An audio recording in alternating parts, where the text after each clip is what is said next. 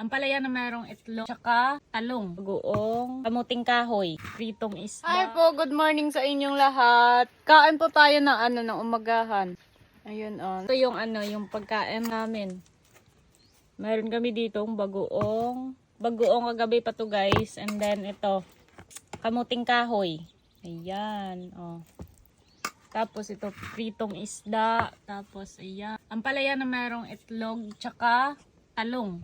Tapos kanin. Mayroon pang saging. Ayan, oh. Alright. Ayan. Green pa yung yung balat niya pero luto na po siya, guys. Ayan, oh. Tamis. Ito.